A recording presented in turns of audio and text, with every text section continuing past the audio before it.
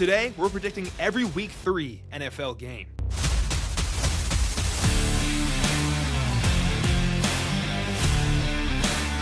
The ball is on the 25, and it is 1st and 10.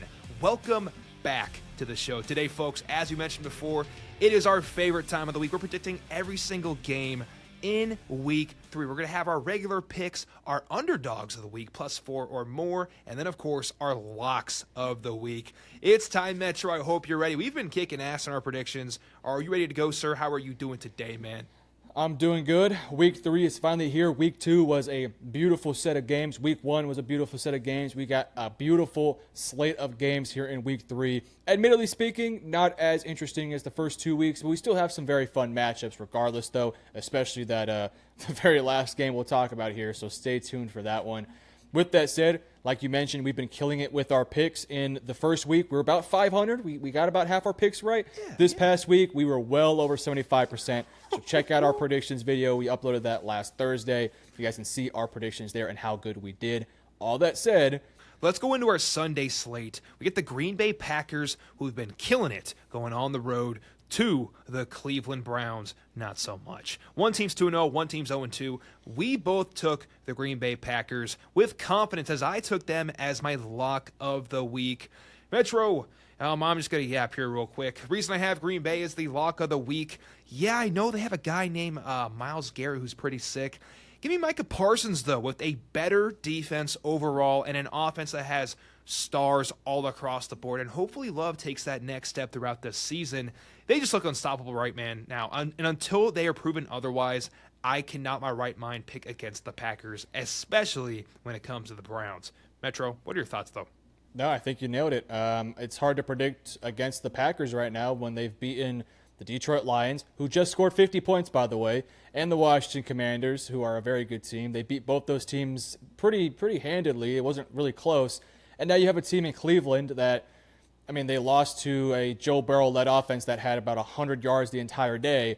And this past week, they lost to, who did the Browns play? The Baltimore Ravens. And even the Ravens had a bad day, and they still won by like 30 points. So this Browns team's not good. The Packers are good. They're playing good football, so Packers are going to win this game. 2, honestly, really easy locks. My lock and your lock are really easy to talk about.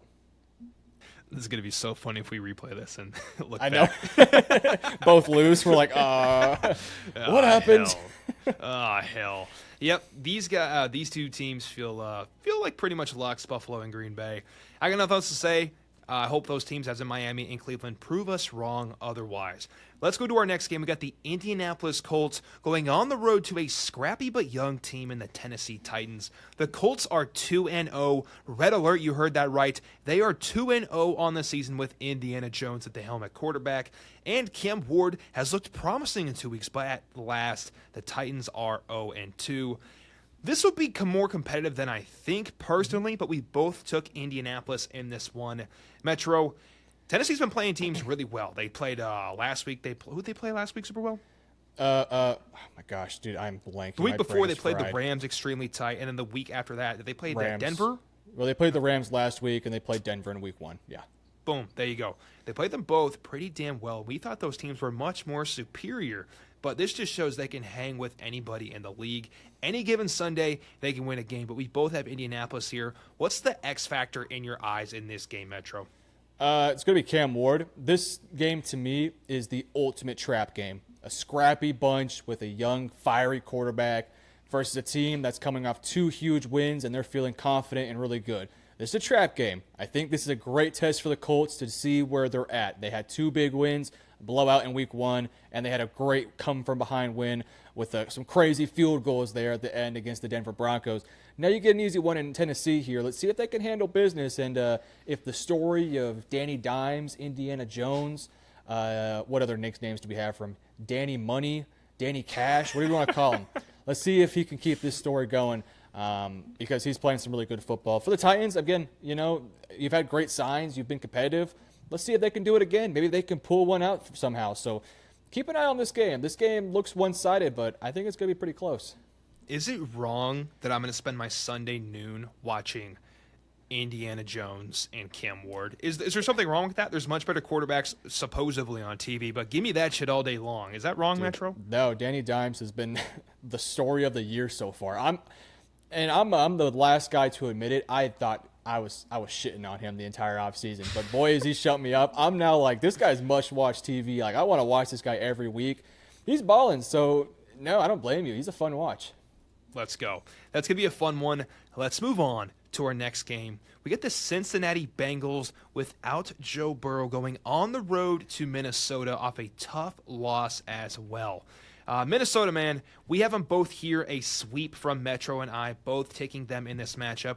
JJ last Sunday night, listen, he's young, okay, but 3 fumbles on the ground. I think he had 2 interceptions.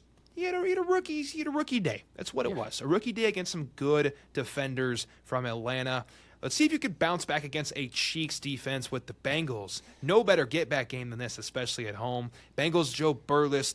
Joe Burles. Get it? Huh? Oh, That's pretty good. We're going to sticking with that one. Yeah, I know. That one was very creative. Is it Browning, correct? Toby leading the helm at quarterback? Yep. Did not look good. I think he had 3 picks last week. Overall, 8. What'd you say? He did win, though. He did win. I don't think he wins this one. Neither do you. I'm going to ask you X Factor again. What are your thoughts? X Factor is going to be the Bengals defense. Can they create turnovers, give their team some positive field position? Here's the thing. J.J. McCarthy played about as bad of a game as you could have had last week. But I also want to give him some, in fairness here, no Christian Darrisaw, and that tackle was getting smoked all game long. He straight up sucks. The only way the Vikings lose this game is if their defense just does not show up. Their defense is so good, and I think they're going to make life very difficult for Browning. I think they're going to force a lot of punts, a lot of 3-and-outs, a lot of, third down and longs, which is going to make life very difficult. If they can keep Jamar Chase down, keep T. Higgins down, it's going to be a pretty easy victory for the Minnesota Vikings. This is a get-right game. In college, when a young quarterback isn't playing well, and he goes up against like Sam Houston or some bummy school like not UTSA, they're actually pretty scrappy, but like, I don't know, Louisiana Tech. Like, this is what that would be, right? This is a game where you just get right. You're going up against a banged-up Bengals team that doesn't have their quarterback. So for JJ, get right, get better, and I think they win this game comfortably. That's right. The goal for the Vikings is just don't let JJ have 4 turnovers this game. If he just has 1 pick, we're calling it good. We're chalking it up with the win and moving forward. Just don't go doomsday mode, DEFCON 1 on your team. Moving forward, this matchup is one I'm very much looking forward to. It's kind of gross, it's kind of yucky, but damn it, it is the definition of football. The Pittsburgh Steelers go on the road to the New England Patriots, home field advantage. We went against each other in this one, Metro. You have the away team, the Pittsburgh Steelers. I have the New England Patriots. Let's do a little bit of arguing right here. Why do you think the Steelers will win? What's the biggest advantage for them? And then I'll state my piece. Yeah, this is a weird one. I honestly, it's like a coin toss. These teams kind of feel similar in some ways. Yeah, go for it. I have the matchup predictor from like ESPN Analytics. It's literally 59.5 and then Patriots being 50.1. That math doesn't make sense, but also literal coin flip like you mentioned, but go ahead. Yeah. For me, it feels like a coin. Did you mean 49.5? That I'm reading what they told me. I agree with you, bro. This is incorrect math. Someone's getting fired. Yeah, somebody's losing their job over there. It feels like a coin toss. I saw the odds were like, it was like a minus 1.5 favorite for, I think, New England, which makes some sense. I don't know. Look, this is a coin toss game to me. I haven't really loved what I've seen from Pittsburgh. I know Rodgers looked great in week 1, but he was going up against the Jets, who suck. And then week 2, they didn't really play all that great on either side. I have not loved what I've seen from the defense. I know the offense played good in week 1, but week 2 is kind of more of what we've seen in years past. This is a Patriots team that is scrappy, and they will fight, but they have a young quarterback. I think they're going to make some young mistakes, and I think the Pittsburgh Steelers have enough veterans to get the win. That's why I went with them. I'm just going to bank on leadership. I'm going to bank on experience, whereas for this Patriots team, I could see them struggling again on 3rd down, 4th down, red zone. Things of that nature, the small little details, I can see Pittsburgh executing and New England not executing, which I think will allow a team like Pittsburgh to get the win here. Totally agree with you, man. You're taking the veteran impact of this team. I'll take the youth simply because I think they're going to shrug off mistakes more. I think with a team with Aaron Rodgers, if they throw a pick, if he gets hit real hard, you will feel that impact on the sideline. I feel like for New England, with a head coach in Mike Vrabel, they're just going to shrug it off, keep moving. Yes, somebody's going to get yelled at, but they're going to turn the page, flush it, and keep moving forward. Simply, I'm taking the team attitude with the Patriots. They are on the rise. This is just a prove-it season for them. What damage can they do in their transition year? This is kind of a big make-or-break year for Pittsburgh. When there's less pressure, I believe more happiness comes about and more wins happen. So, really cheesy way to wrap that up, but that's just kind of my reason I'm going with New England. Any final thoughts? I like your reasoning, though. I mean, it's an absolute coin flip right here. Yeah, I think this is a big game for Pittsburgh. Pittsburgh has aspirations to be a great team this year. They got to find a way to win this one. Whereas for New England, you're kind of playing with, house money? They're playing with they're playing for nothing, really. They're good here. So, yeah, I think this is a big game for Pittsburgh. They need this win here. They got to go on a stretch of winning games, and this is a big one here. You cannot afford to lose this one. Big-time game. The next one's even bigger. Let's move on to the Los Angeles Rams going on the road to play the Philadelphia Eagles. We also went against each other in this matchup. This will be a SmackDown versus Raw kind of matchup. Metro took the Rams. I took the Eagles. Metro, I let you go first last time. The Eagles are playing the weirdest style of triple option football I've ever seen in my life. They are just out physical. They are more physical than you. They are stronger than you. And they're just winning these games by inches. And they're also cheating. They're also cheating. You talking about like the offsides thing with Look, I've never been a big anti-tush-push guy, but I'm fully on board for it now. That play is ridiculous. It is pretty ridiculous, but they are winning football games. Now, I said it on the last episode. I'm going to say it again. If Jalen Hurts this season can accomplish the forward pass and throw some touchdowns to A.J. Brown or Skinny Batman, I'd be feeling much better and lock this thing in. But there's going to be a close one, but I think they just have a little bit more talent in Philly and a little bit more youth as well. Metro, Rams are a damn good team. What are your thoughts?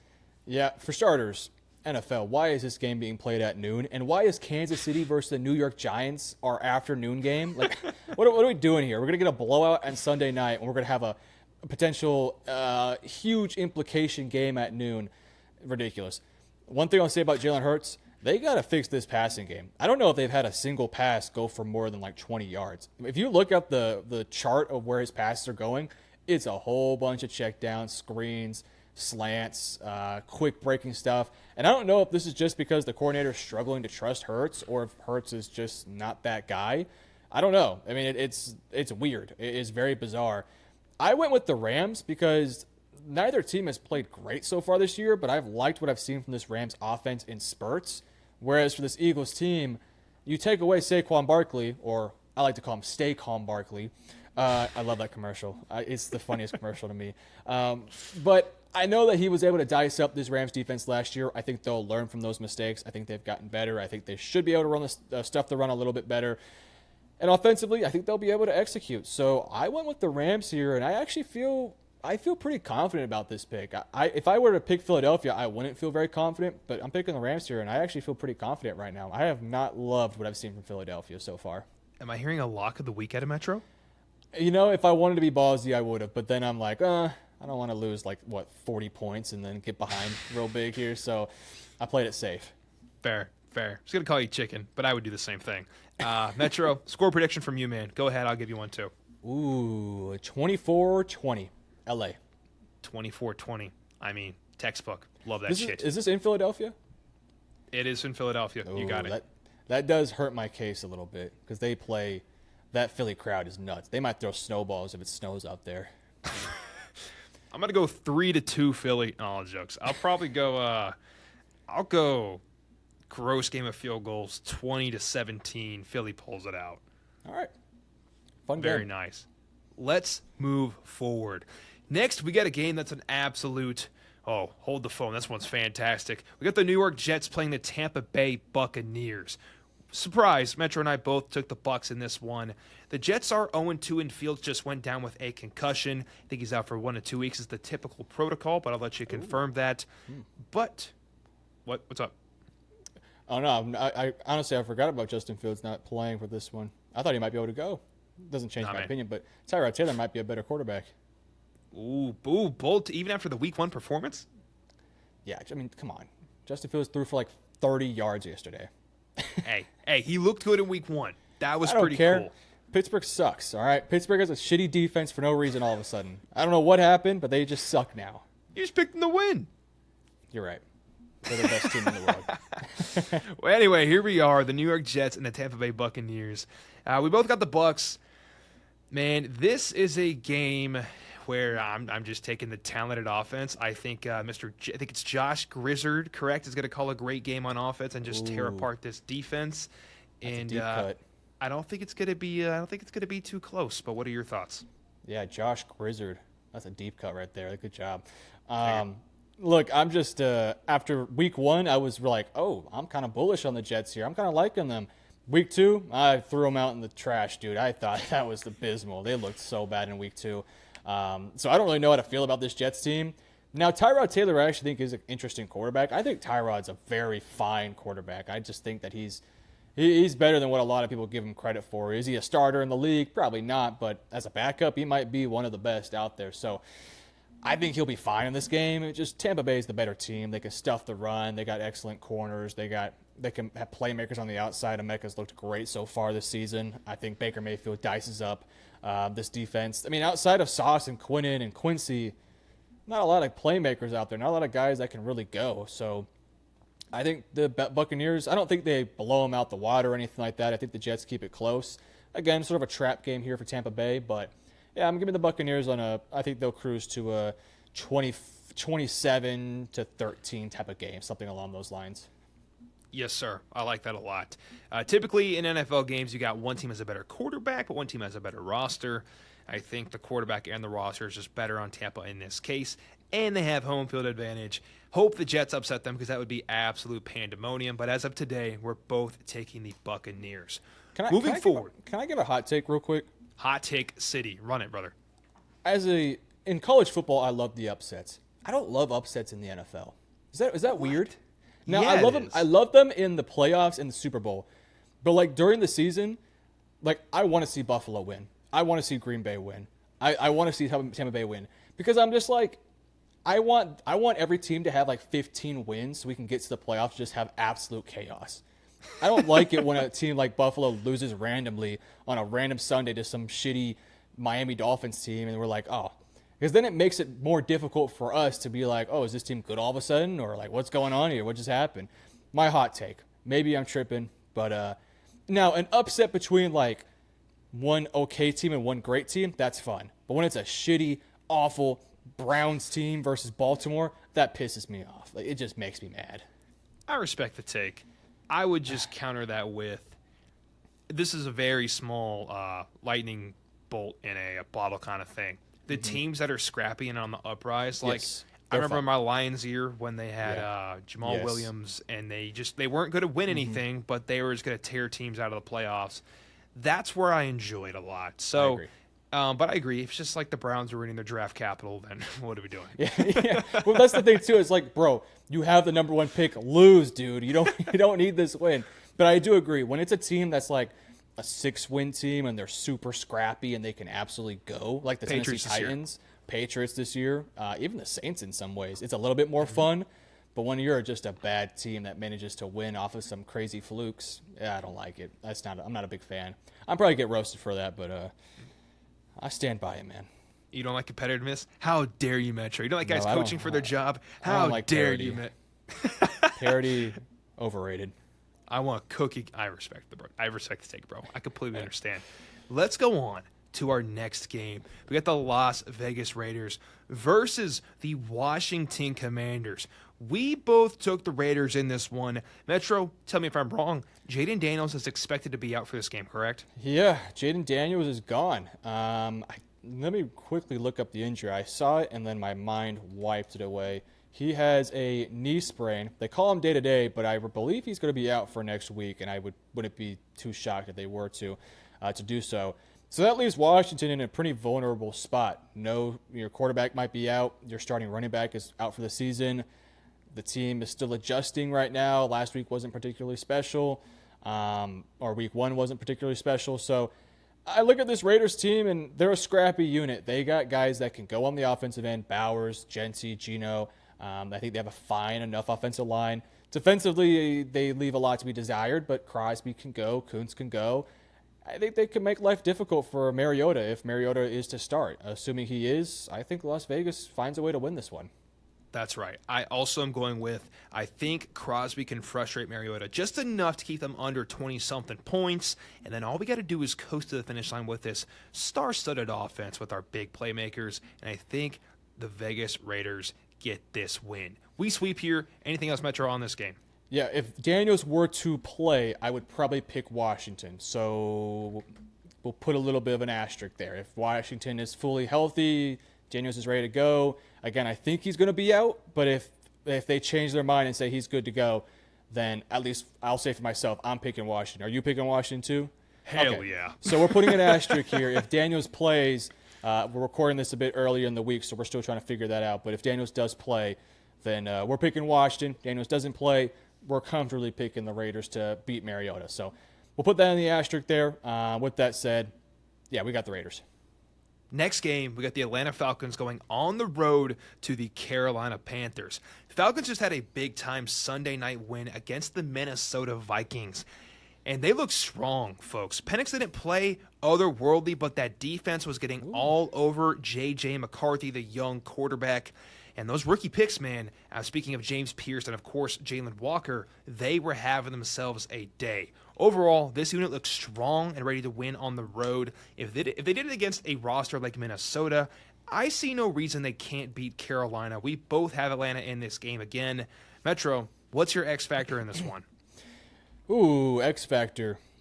I mean, outside of Bryce Young, give me the offensive line. I think the offensive line has to play well. They got to slow down those pass rushers. Atlanta took advantage of a shorthanded Minnesota offensive line, but Bijan Robinson had a big day. That's going to be huge for Derek Brown to slow down Bijan. It's going to be important for J.C. Horn to play well against, I would assume, Drake London for most of the game.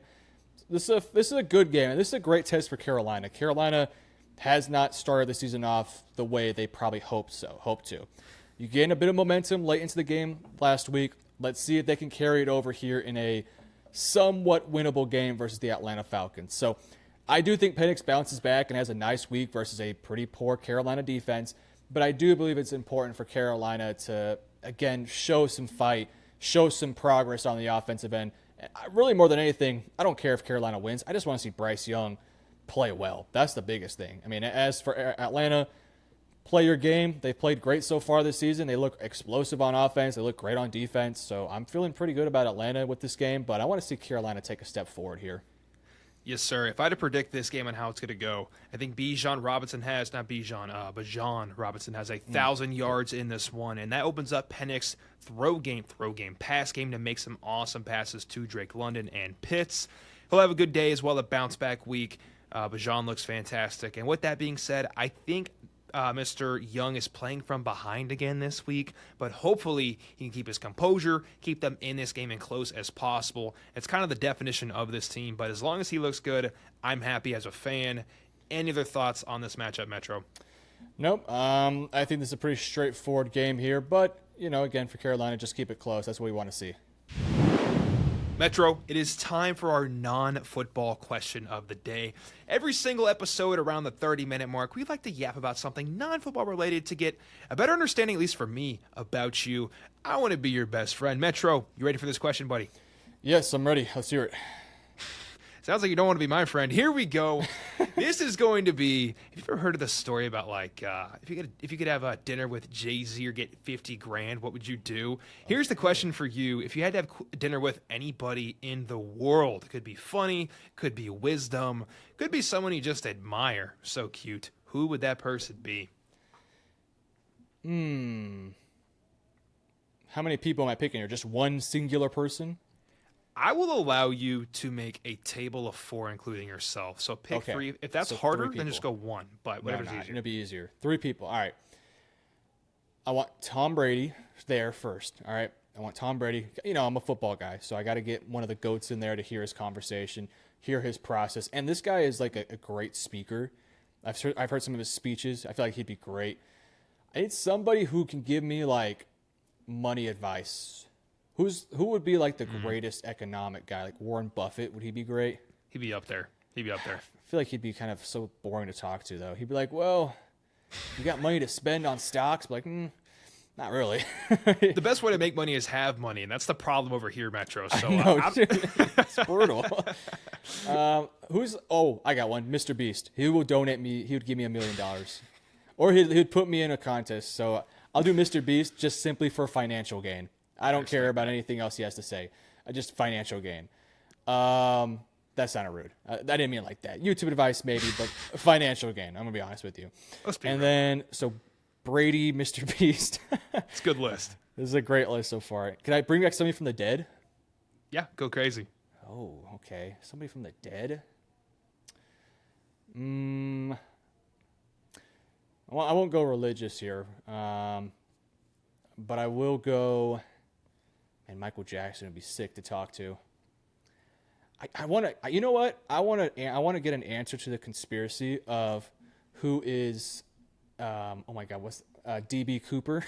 DB Cooper? What is that? You never heard of this guy before? No. Okay, so I'm going to make a long story short here. There was a heist on a plane, and it's been a mystery for about 30, 50 years about who the guy was that did this heist on a plane.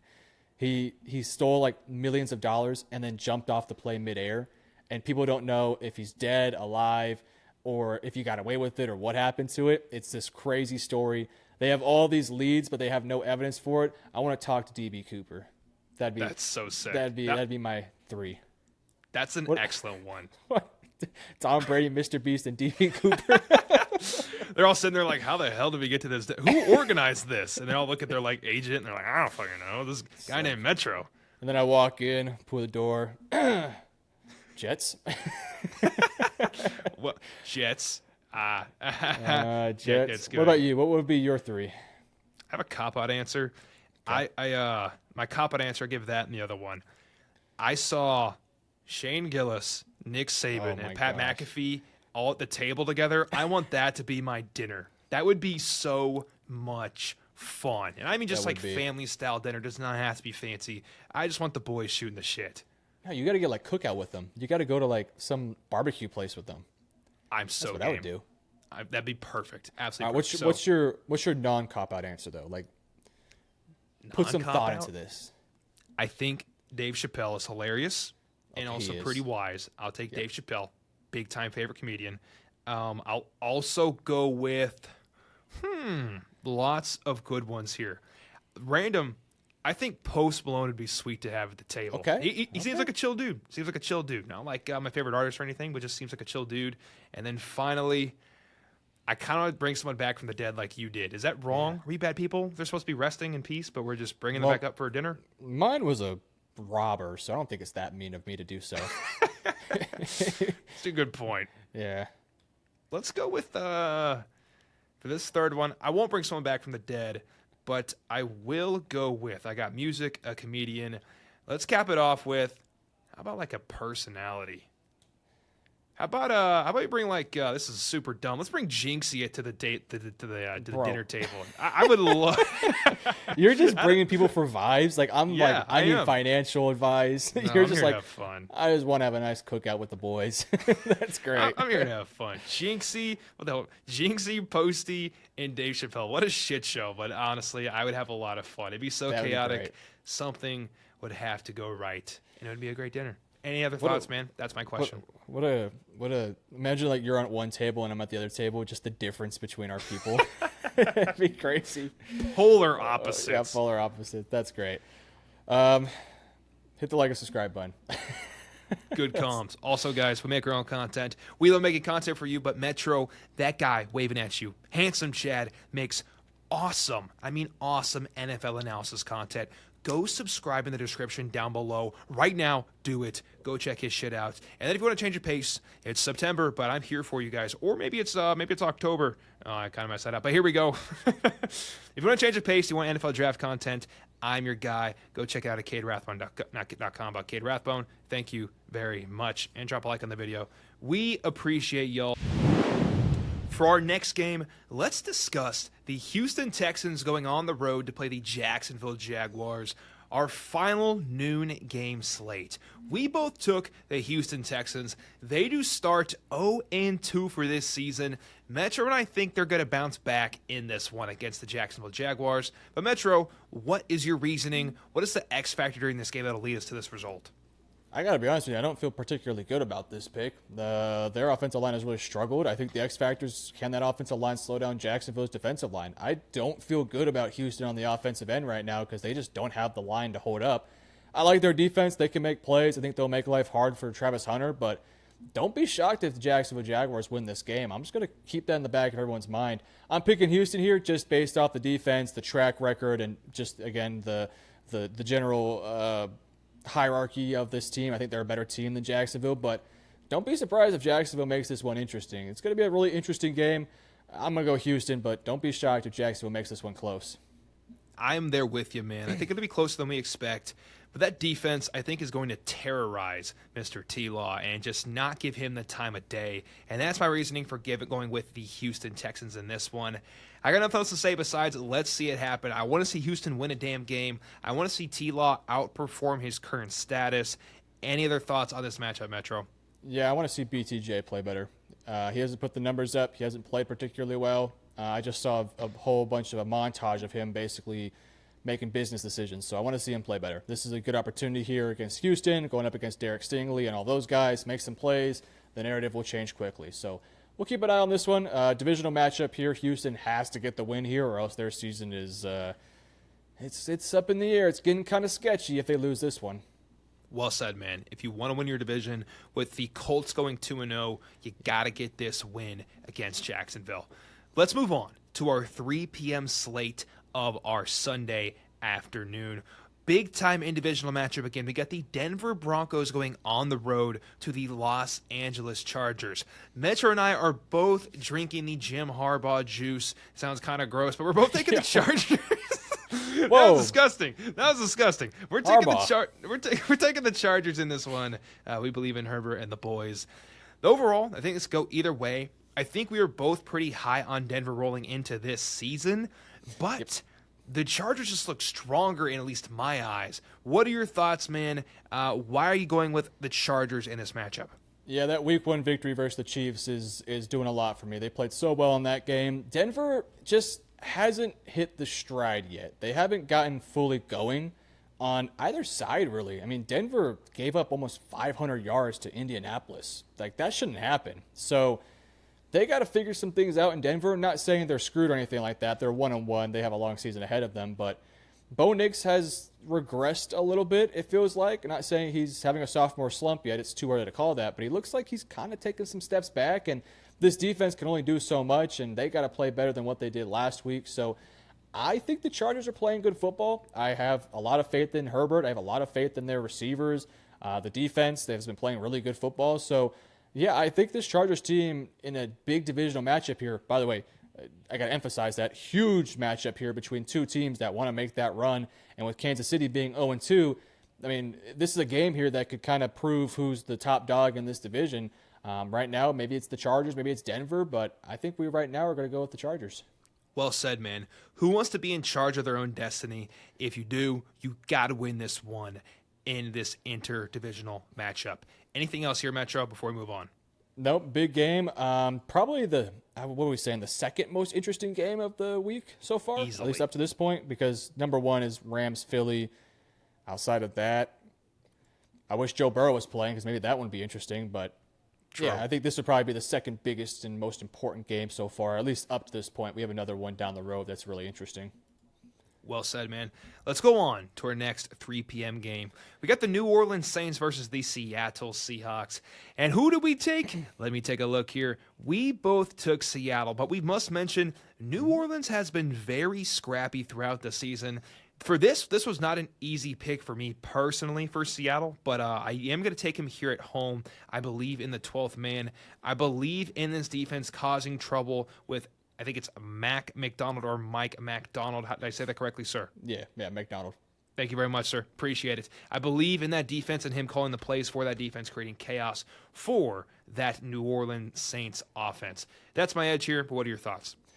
Yeah, it's been a roller coaster start here for Seattle. Week 1, the offense couldn't move the ball that well. Defense made some plays. Special teams helped out too, but ultimately they lost in week 1. Week 2, offense plays a lot better, but there's some turnover issues. Defense does a good job. They also got helped with the crazy Caleb Johnson, I believe, kickoff weird thing that happened. So that happened. So I don't feel particularly great about Seattle through 2 weeks, but I do think they're very talented. I think Darnold will play better. This is a scrappy New Orleans Saints team that will keep this game close, and they will fight all the way to the end. So don't count them out. It just so happens to be that Seattle has more talent, more on the line. Playing at home, I think they're going to get the victory.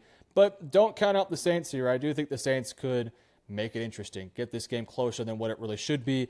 If you're the Saints, the goal, get it into the fourth quarter, and then anything can happen. These past 2 weeks, they've been able to do so. They just have not executed late in the games. Let's see if they can do it this week and actually execute. I got Seattle winning. I think Seattle needs to make a statement. So, yeah, that's what I'm going to say right there. With you, man. Like you said, what could be the devil's advocate for the Saints?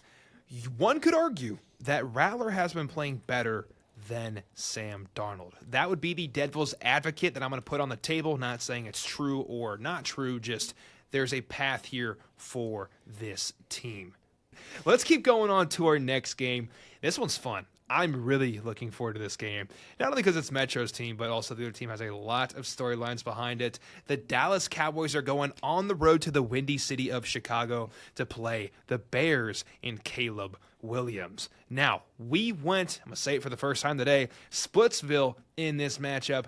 Metro goes with Dallas, his team, his fandom. I'm taking the Bears. I think Ben Johnson needs a win. They are 0-2 in a tough division. Yes, they're not the best team in the league, but damn it, I think they're more competitive than this. Are they better than Dallas? Truly, I don't know. But this is a great gut check to find out where your team's at, where Caleb's progression is at against a defense that has no Micah Parsons, isn't going to hunt you down. You saw Russell Wilson drop bombs on this team last week. So if he can do it, I hope Caleb can too. But that's just my kind of analysis here. But I think Dallas has plenty of talent to win this game as well. Metro, why are you going with the Cowboys here instead of the Chicago Bears? I just have more faith in Dak. Look, if week 2 is how this game's going to play out, I'm expecting a lot of points to be scored because Chicago gives up 52, Dallas gives up like 40 to Russell freaking Wilson. So I'm expecting both offenses to play well, which honestly would benefit Chicago in a lot of ways because they haven't played well offensively yet. So they could really afford one of those games where they could just score a bunch of points and gain some confidence. I have no faith in the Chicago's defense. They have been very disappointing so far. They made J.J. McCarthy look like Tom Brady in the fourth quarter. They gave up 52 to Jared Goff. I mean, I don't feel really good about this Bears team in general right now. Offensively, they're still figuring things out. Defensively, they're not helping them right now. For Dallas, I think defensively they can get some stops. They can force some turnovers. They can do enough, especially against the Bears offense that has not played well. And Dak Prescott's playing at a super high elite level.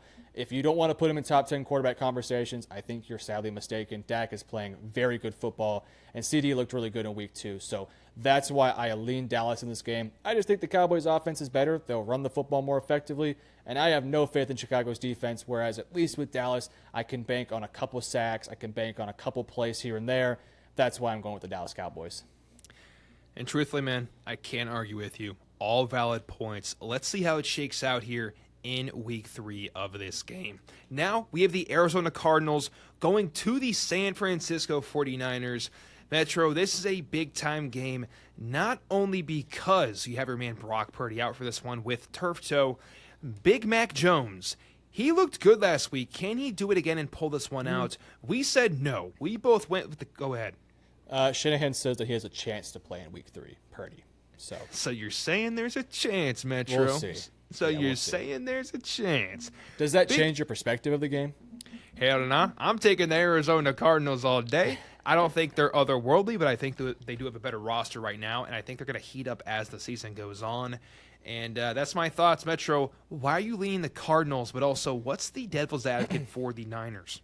I think if Purdy does play, he's a good quarterback. He can get this team the win here. So devil's advocate, if Purdy plays, they can absolutely go.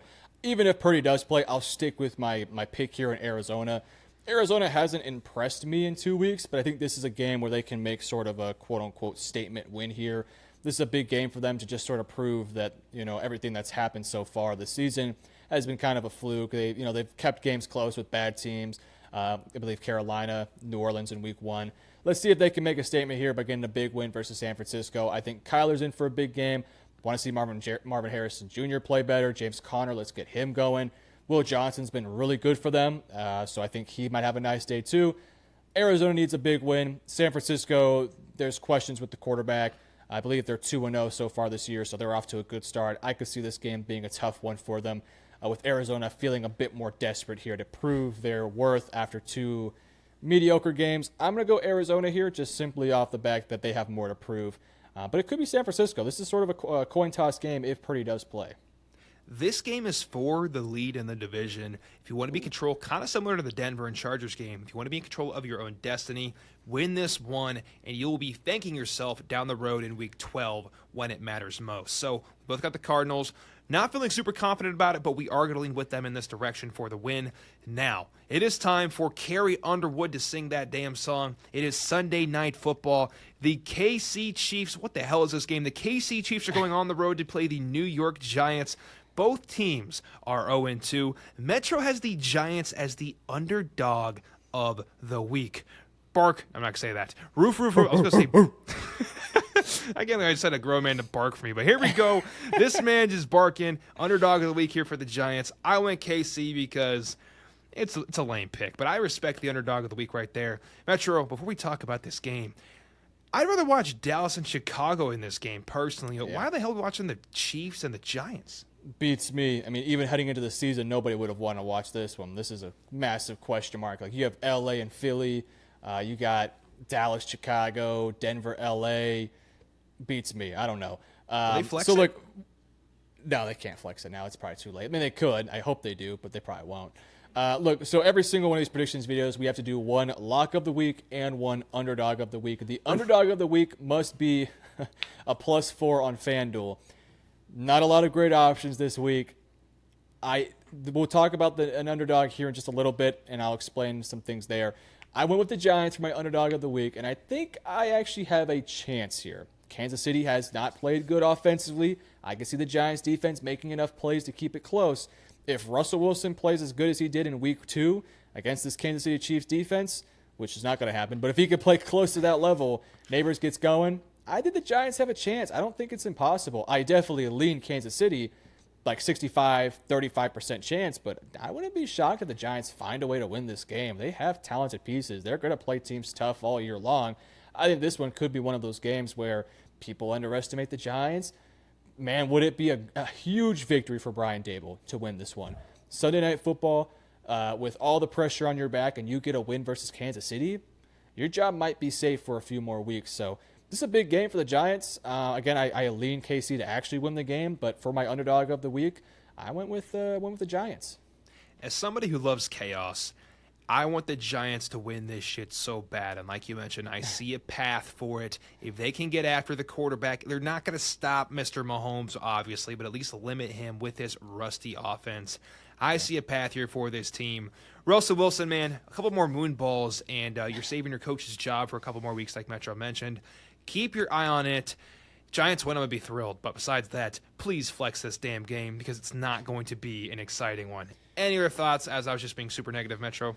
Well, if it's not going to get flexed, hopefully it pans out the way we talk. At least get the game to the fourth quarter, make it interesting. Yeah. I want to see some Russell Wilson at night in New York, moon balls, 58 yards down the field like he did against Dallas over and over again to Malik Neighbors. I don't care if he's triple cover, just throw them. They're beautiful balls. I mean, they're great stuff. Pause. I didn't mean to say it like that, but they're great passes. Great what? Next question. Let's keep it pushing. Keeping it pushing. Metro with the great commentary there. Monday Night Football. No. We got the Detroit Lions going on the road to play the Baltimore Ravens. They have played before in the past, and typically, in fashion, the Ravens put Bill to ass on the Lions. Now, the Lions just had a bounce-back week against the Bears. Can that confidence carry them into this game? Who knows? Metro took the Ravens in this one. Cannot blame him. I'm taking my underdog of the week to be Detroit because, one, there's not a lot of good options this week, and then two, I'm I'm a Lions fan. Screw it. Why not? Let's take all left side here and have some fun on Monday Night Football. That's my reasoning. Truth be told, Metro, what I'm most worried about X Factor wise, we cannot listen. We ran the ball last game, but that was against Chicago. No offense, Chicago Bear fans. The middle of our line is still figuring it out.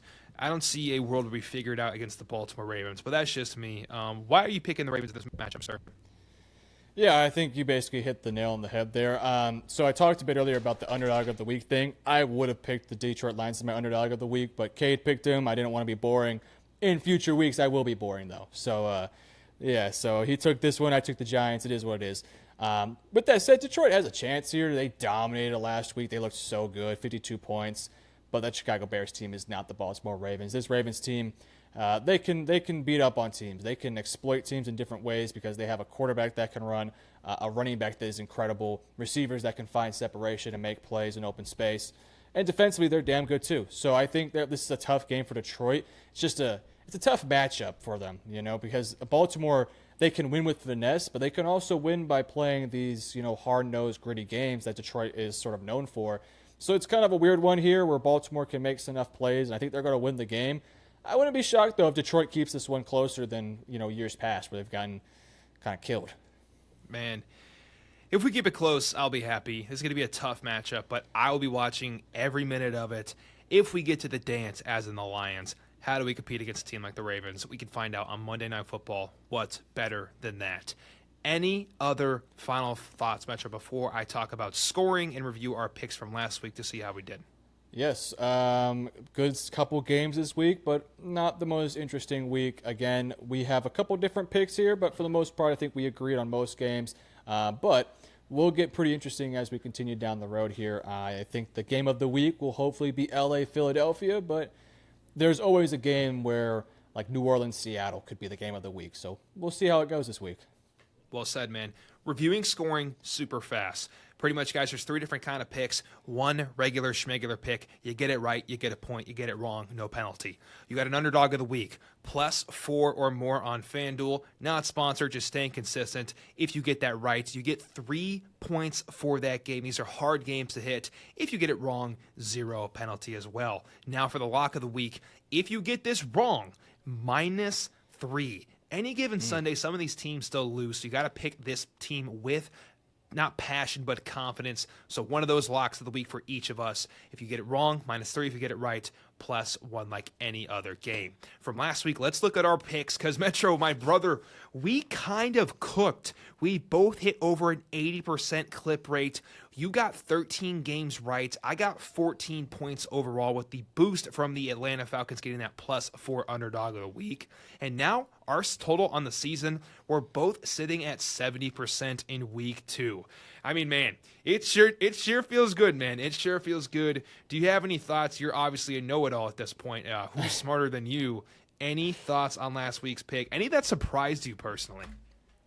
From week 2? Yeah. Well, not really. I think most of the picks that I thought went about right. I'm very disappointed in Jacksonville. I mean, I wanted to play it cute there. I put Jacksonville over Cincinnati, and it cost me. Had I picked that one right? And then my underdog pick of the week also killed me. Other than that, I would have been almost 100% this week. So I was close, but no cigar, unfortunately. Do you know how salty I was? Because we went against each other in the Denver-Indianapolis game, where Indianapolis is kicking the damn ball. And then they kick from 60, and they miss. And I'm like, let's go, Denver wins. Because I'm like undefeated for the whole day. It's 10 wins in a row for on my sheet. And then they're like, oh, no, flag. You touched the long snapper. They push it up 15. Then Metro gets the point. Now I'm like, damn you, Metro. I was so close to going 100 from the clip on the day. But yeah. Yep. You ripped it away. I made some calls. Like the Springford commercial from the Buffalo. Yeah. Like, hey, I need you to make a call here. Figure this shit out. But guys, these are our predictions. We're not talking out our ass. We're holding ourselves accountable for you, the fans. We appreciate y'all watching this far. If you did, please leave a like and subscribe. We are new to YouTube. We are currently sitting around 500. We are on the road to 1,000. 4 digits, baby. We are on our way. We can only do that with the help of you. A subscription means a lot. Thank you very much. And if you enjoyed the video, drop a like. Appreciate you guys. comment below who you have in all these games. I want to see your week slate. We gave ours. You can see it right in front of you. Who do you think is going to win? What's your underdog of the week? What is your lock of the week? Let us know down in the comments. Guys, we appreciate every one of you. We do this every single week. We'll see you in week 4 again. We love y'all very much and appreciate y'all, every single one of you. Have a great day. Metro, get us out of here.